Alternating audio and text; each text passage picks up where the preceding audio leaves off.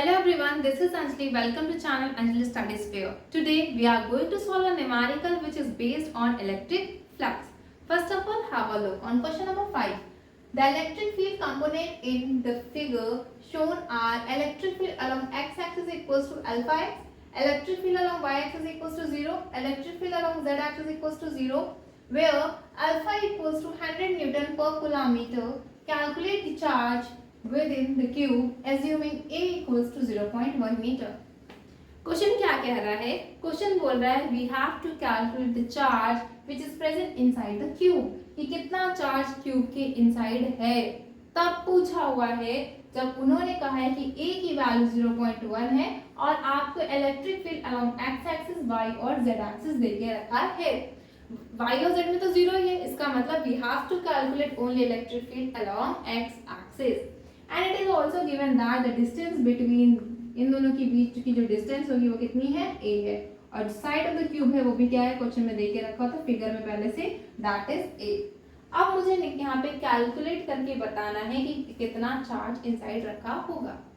सबसे पहले हमें क्या सोचना है, हमें सोचना है कि एक रिलेशन ऐसा निकालना है which is linked with the electric field and the charge.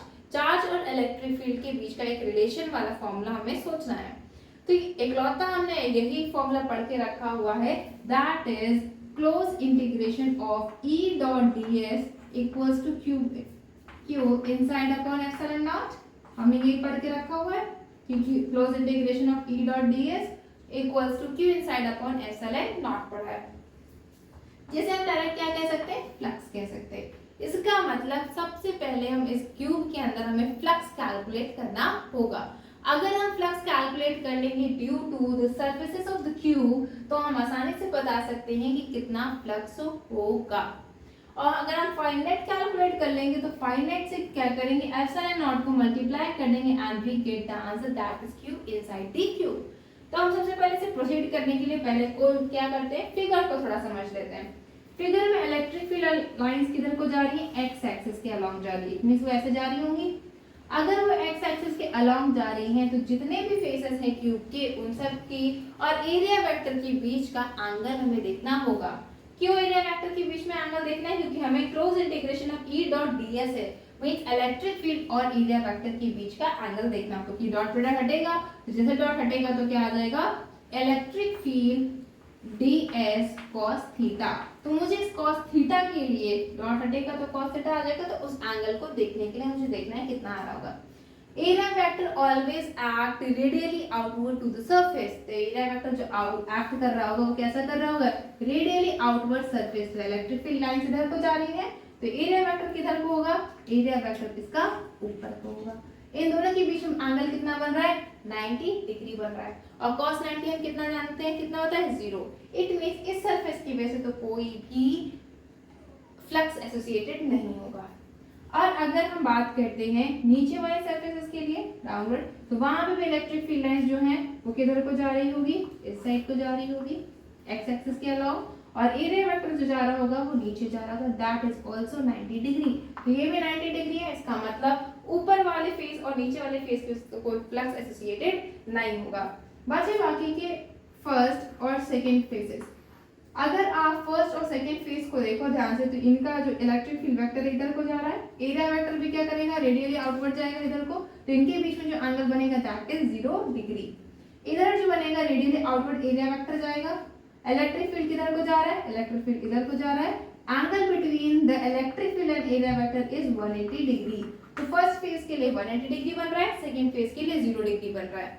और अगर आप इस फ्रंट वाले फेस के लिए देखें तो फ्रंट वाले के फेस के लिए क्या होगा, रेडियली आउटवर्ड. इट मींस वो ऐसे निकला होगा. इलेक्ट्रिक फील्ड लाइन इधर को जा रही है, दोनों के बीच में एंगल कितना बना, 90 डिग्री. 90 डिग्री बनने की वजह से यहाँ पे क्या होगा, cos 90 दैट इज 0. इसमें फ्रंट फेस की वजह से भी कोई इलेक्ट्रिक फील्ड नहीं होगा, ना ही पीछे वाले की वजह से, क्योंकि इलेक्ट्रिक फील्ड के वेक्टर इधर को है, एरिया वेक्टर रेडियली आउटवर्ड होगा. उसमें पीछे वाले फेस के लिए तो क्या होगा, इनके बीच का एंगल कितना हुआ, 90 डिग्री. एज अ रिजल्ट वो बैकवर्ड और फ्रंट दोनों के दोनों फेसेस की वजह से एसोसिएटेड फ्लक्स विल बी 0. तो इट मींस फ्लक्स तो सिर्फ दो फेस की वजह से हुआ, that is first and the second. So now we are going to calculate the total flux of phi net due to the face 1 and face 2. So we are going to calculate the total flux that is phi net. तो phi net equals to कितना आ गया, that is phi 1 plus phi 2। अब मुझे phi 1 की value निकालनी है। phi 1 की वैल्यू क्या थी, दे के रखा हुआ था E इलेक्ट्रिक फील्ड फर्स्ट, और सेकंड क्या आएगा, एरिया वेक्टर। तो एरिया वेक्टर लिख देंगे और डॉट हटेगा तो कितना आएगा, cos थीटा। तो यहाँ लिख सकते हैं E1 A1 cos theta 1 plus लिख सकते हैं E2 A2 that is cos theta 2। तो मुझे फाई नेट कैलकुलेट करना था, इसलिए मैंने क्या लिखा, E1 A1 cos थीटा 1।